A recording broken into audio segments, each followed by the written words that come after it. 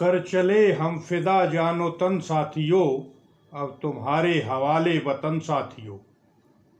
शहीदों के लिए सच्ची श्रद्धांजलि होगी, घर में घुसकर मारो। 130 करोड़ भारतीयों से मेरा विनम्र निवेदन है। मैं डॉक्टर चौबे आपसे विनम्र निवेदन करता हूं कि शहीदों ने तो अपना काम कर दिया, लेकिन अब कुछ दायित्व तो जनता का भी बनता है। जिन लोगों ने देश की इतनी सेवा की और अपनी कुर्बानी दे गए, अब नक्सलियों को जवाब देना है। उसके लिए जनता को भी जागृत होना पड़ेगा। नेताओं की झूठी मरहम लगाने का कार्य अब खत्म हो चुका है। कब तक लगाएंगे? बरसों से ऐसा ही होता रहा है और हमारे जवान बेटे सरहद पर मारे जाते हैं, नक्सलवादियों से मारे जाते हैं या आतंकवादियों से मारे जाते हैं। भगवान कृष्ण ने भी गीता में कहा है कि दुष्ट को मारना पाप नहीं, बद कहलाता है और घर में घुसकर मारो।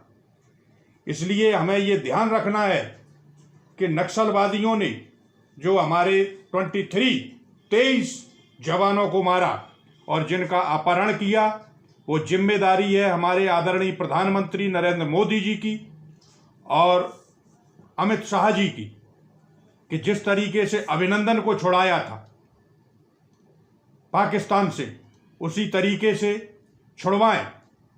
यहाँ पर देख रहे हैं आपकी किस तरीके से चारों तरफ से घेर के यू के आकार में उन्होंने पहले से ही बना लिया था अपना मकसद, और 3 तरफ उनकी सेनाएं पहले ही से नियुक्त थी। 300 से अधिक जो है नक्सलवादी छत्तीसगढ़ में इकट्ठे हुए और जो मुठभेड़ हुई, उन्होंने 3 तरफ से घेर करके हमारे सैनिकों को मारा। अब उनके आंसुओं का जवाब कौन दे?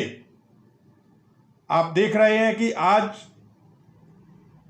इतने जवान शहीद हुए, उनमें से दर्द भरी कहानी जो है आप जब देखेंगे तो दिल दहल उठेंगे।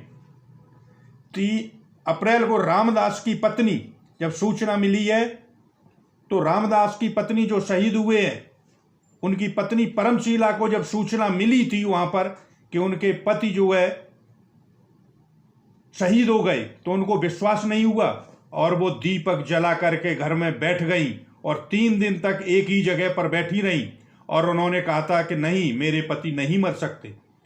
लेकिन जब अंततोगत्वा उनके पति का जो शव था वो जब दरवाजे पर आया, वो तब भी दीपक में तेल डालकर ये कह रही थी कि नहीं, मेरे पति जीवित हो जाएंगे। 2 साल का एक बालक है उनका और एक 4 साल का बालक है। भीड़ इकट्ठा हो गई, लेकिन वो भगवान के यहाँ से नहीं उठ रही थी। घर वालों के और गांव वालों के आंसू नहीं रुक रहे थे। उनके आंसुओं के लिए अब सिर्फ मरहम लगाने से और नेताओं के वहाँ आने से, अफसरों के वहाँ आने से कार्य नहीं चलेगा। अब जो है जनता को भी दबाव डालना पड़ेगा नेताओं के ऊपर, और नेताओं को ये करना पड़ेगा कि उनको घर में घुस करके मारा जाए। अगर पतझड़ हो जाता है तो एयरफोर्स के हवाई जहाज से दूरबीन लगा करके और देखा जाए कि नक्सलवादी कहाँ छुपे हैं, वहीं उनके ऊपर बम्बार्डिंग की जाए। दूसरे हैं हमारे कमांडो। राकेश्वर का परिवार जम्मू के नेत्रकोट गांव में रहता है। वे सुरक्षा बलों के उस अभियान दल में शामिल थे जो शनिवार को छत्तीसगढ़ के बीजापुर सुकमा के जंगलों में नक्सलवादियों के खात्मे के लिए गए, लेकिन उन्हें गिरफ्तार करके और वो अपने साथ ले गए। तो ये जिम्मेदारी बनती है हमारी सरकार की कि उनको छुड़वाएं, क्योंकि पता नहीं उनके साथ क्या सलूक किया जा रहा होगा। इसलिए अब समय आ गया है और निर्णायक मोड़ पर हम खड़े हैं और हमें घर में घुसकर उनको मारना चाहिए। उनकी पत्नी बार बार यही कह रही हैं कि 10 साल से सेवा की है मेरे पति ने कमांडो के रूप में।